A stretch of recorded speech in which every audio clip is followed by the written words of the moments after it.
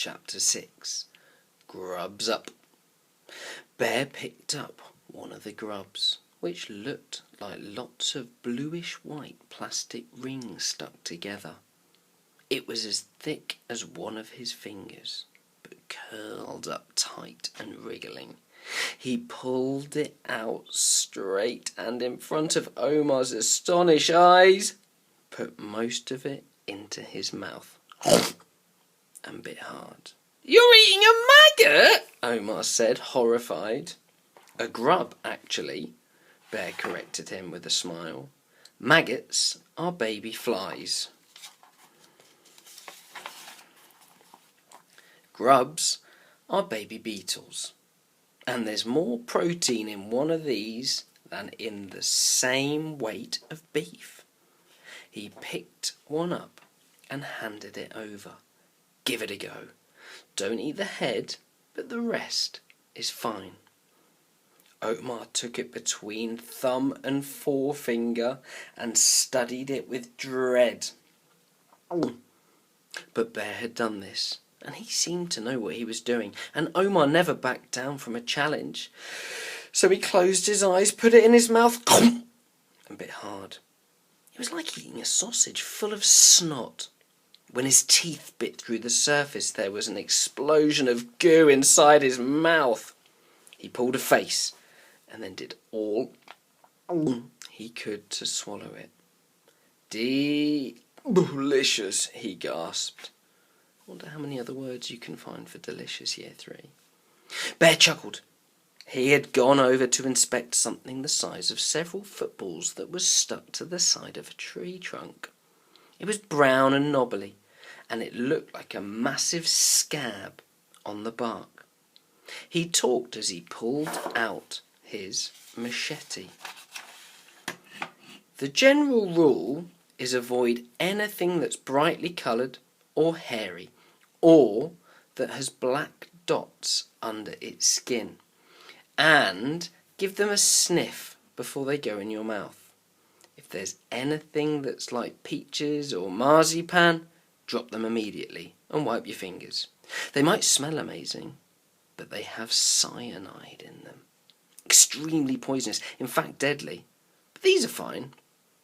As he said "these," Bear stabbed his machete into the lump of the tree. When he pulled it out, it was covered with tiny scurrying insects like pale white beetles. "These might be more to your taste," Bear suggested.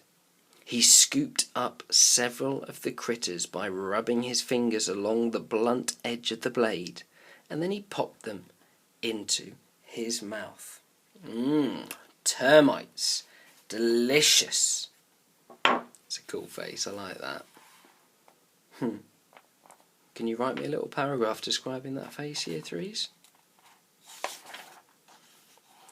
He offered Omar the machete, flat side up. It still had termites on it.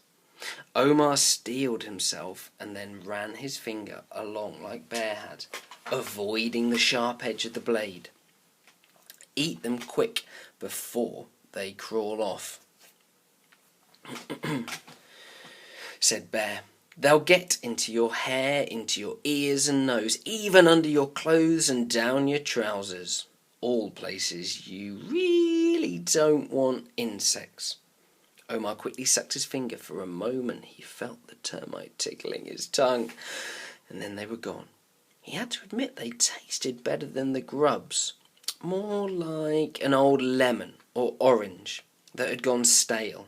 He was just going to try some more when a movement caught the corner of his eye. He stiffened and froze as something much larger moved in the bushes. It was long and round and scaly. Omar strained his eyes without moving his head. A snake over there," he whispered. Bear didn't make any sudden movements. He followed the direction of Omar's eyes, and then, in the blink of an eye, Bear put his machete down and dived into the bush head first. There was a burst of activity behind the leaves. "Not a snake!" Bear shouted. The branches shook and the whole bush quivered as Bear struggled with whatever it was. He backed out of the bush and bent over, with both hands stretched out in front of him. They were wrapped around the tail of a very ugly brown and white lizard, which was the size of Omar's arm. It twisted and turned in Bear's hands, trying to snap at his arms whilst Bear held it at a safe distance away from him. "Well spotted, Omar," Bear said, working hard to control it. "It's a monitor lizard, or, out here, survival food." He held the lizard at arm's length, with one hand dangling it by its tail. It still tried to bite him, but it couldn't make itself twist that far. Bear moved his hand down behind its neck, held the lizard down, grabbed the machete off the ground, and swiftly dispatched it. It was all over in a second.